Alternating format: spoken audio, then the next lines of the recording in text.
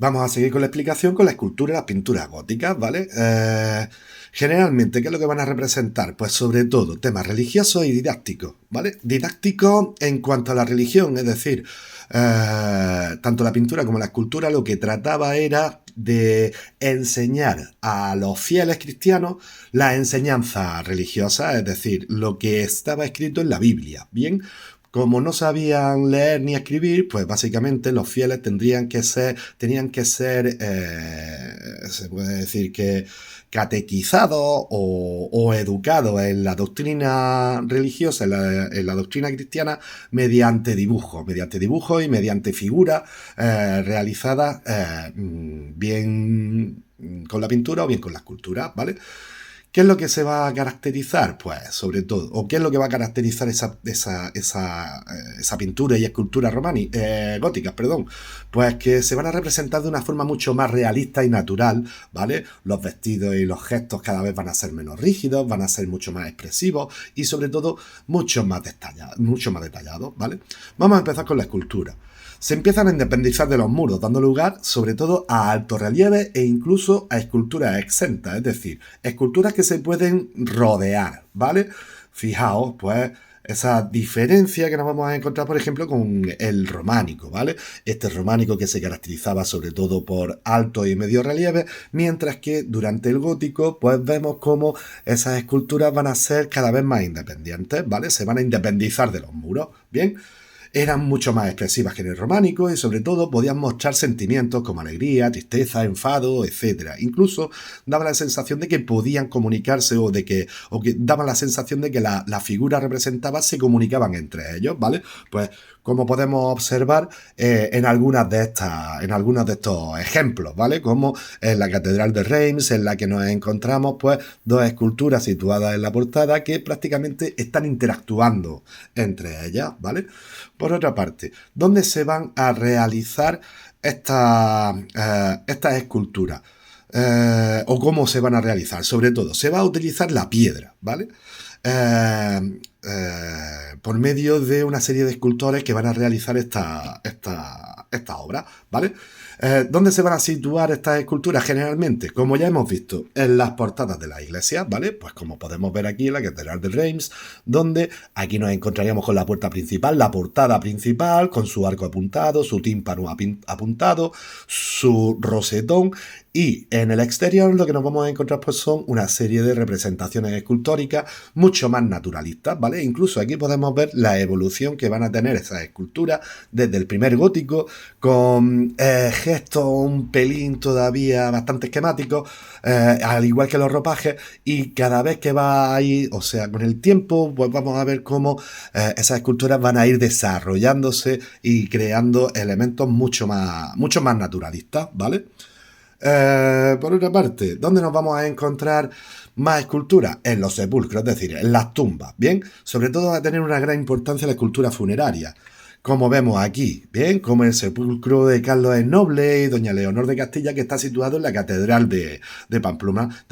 No solamente se va a representar pues la figura de los enterrados, sino que también se van a desarrollar una serie de esculturas, incluso en el cuerpo del sepulcro, ¿vale? ¿Dónde nos vamos a encontrar también esculturas? Pues en las gárgolas, como habéis visto en alguna película, esas esculturas que servían como desagüe de ese agua que se recibía de las precipitaciones para que no se quedara estancado en los techos de los edificios de las catedrales, pues se creaban con una especie de desagüe, esas gárgolas, que eran esculturas de seres fantásticos y lo que trataban era de ahuyentar al demonio de la entrada a los lugares sagrados, ¿vale? Bien, eh, todas estas esculturas estaríamos relacionándolas con esa parte exterior. Dentro de los templos se van a esculpir retablos de madera, es decir, fijaos, nos vamos a ir un pelín hacia adelante para ver retablos, ¿vale? Fijaos, esto sería un retablo. Bien, lo que pasa es que esto es un retablo pictórico, no escultórico, pero sigue más o menos la misma estética.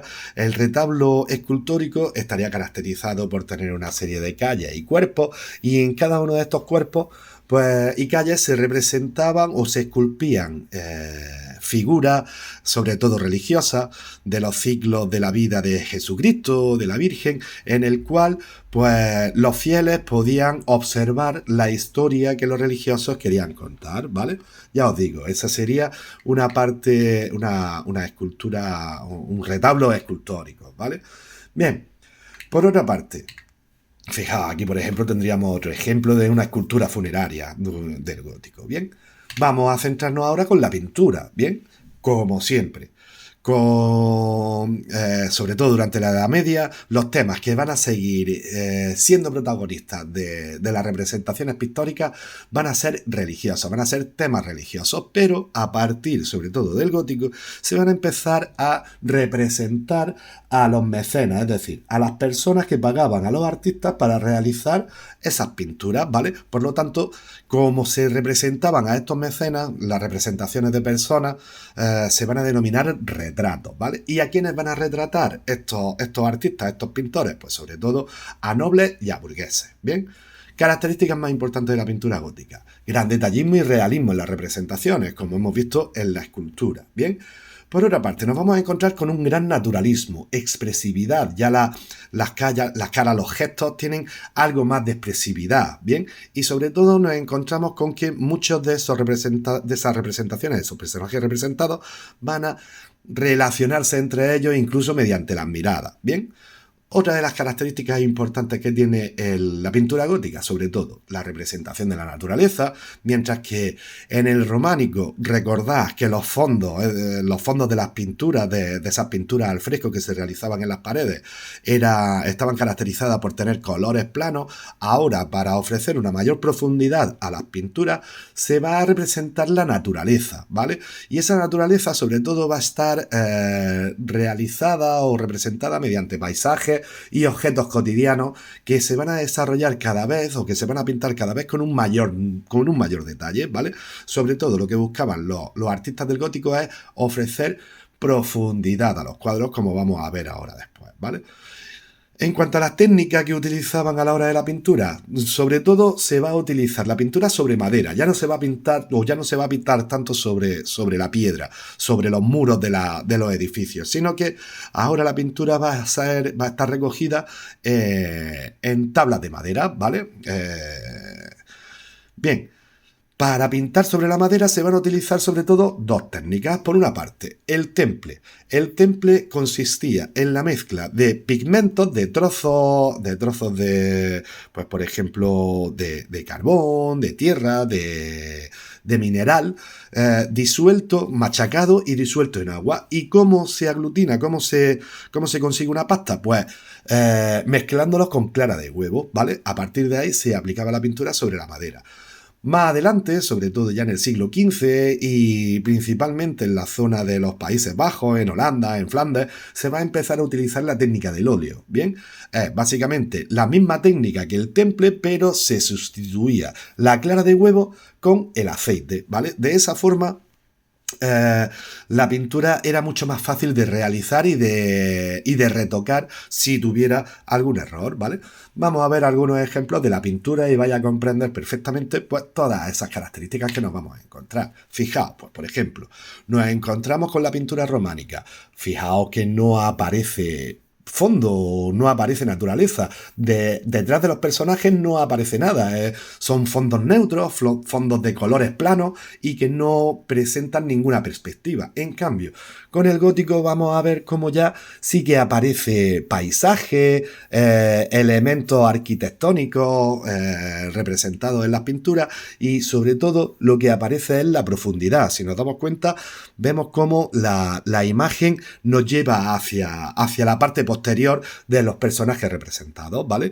Como ya hemos dicho, sobre todo representaciones religiosas, didácticas, y también la aparición de esos mecenas, de esos personajes que pagaban a los artistas para realizar la obra. Aquí, por ejemplo, los mecenas estarían aquí situados y se pueden caracterizar o se pueden denominar retratos de esos personajes, ¿vale? Que están junto con personajes sagrados, ¿bien?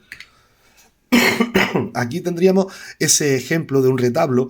Hemos estado hablando antes de los retablos escultóricos, pues bien, esto sería pictórico. ¿vale? Aquí básicamente lo que cuenta este retablo, pues el ciclo de la vida de la Virgen María, ¿vale? Cada uno de las viñetas o cada una de las calles y sus diferentes cuerpos van a estar representando escenas de la vida de la Virgen, sobre todo de la Virgen, ¿bien? Claro, relacionado con Jesucristo, etcétera, ¿vale? Aún así, nos vamos a dar cuenta de que al principio del gótico se sigue utilizando sobre todo la pared, es decir, la realización de pintura al fresco, ¿vale? Se sigue pintando la pared, pero si nos damos cuenta, sí que empieza a aparecer la naturaleza ofreciendo un fondo a la escena, ¿vale? Aquí, por ejemplo, vemos una montaña. Aquí, mediante la representación de esta bóveda de crucería, fijaos cómo se va buscando pues como una especie de punto de fuga, centrando la pintura en los personajes más importantes y dando profundidad a estas pinturas, ¿vale? Vamos a ver cómo poco a poco va a ir evolucionando. Aún así, aquí nos encontramos con perspectiva que todavía no está muy desarrollada, ¿vale? Aún así nos encontramos con personajes ya bastante identificados, bastante diferenciados. Recordad que durante el románico todos los rostros tenían las mismas características, ¿bien? Y en todos nos encontramos con una especie de isocefalia, es decir, todos estaban a la misma altura. Aquí no nos encontramos con esa misma altura, ¿verdad? Sino que vemos a diferentes personajes que tienen diferentes alturas y diferentes características, ¿vale? Ya cuando nos vamos, sobre todo a partir del siglo XV, esto estaría realizado en los Países Bajos, más que en los Países Bajos, en Bélgica, vamos a ver cómo la pintura se vuelve mucho más realista, mucho más expresiva, ¿bien? Y con muchísimo más detallismo. Aquí, por ejemplo, vemos cómo se empieza a utilizar ese óleo, ¿vale? Ese óleo característico de las pinturas flamencas, ¿vale? Y aquí nos encontraríamos, pues, por ejemplo, con ese matrimonio Arnolfini, ¿vale? Vemos la profundidad, ahí no hay paisaje, pero hay elementos cotidianos que están representados en la parte posterior y por lo tanto ofrece profundidad y sobre todo eso, pues aparecen objetos cotidianos que estarían relacionados con la vida de las personas durante esta época, ¿vale? Bueno, pues con esto ya hemos terminado la explicación, espero que os sirva y el martes nos vemos.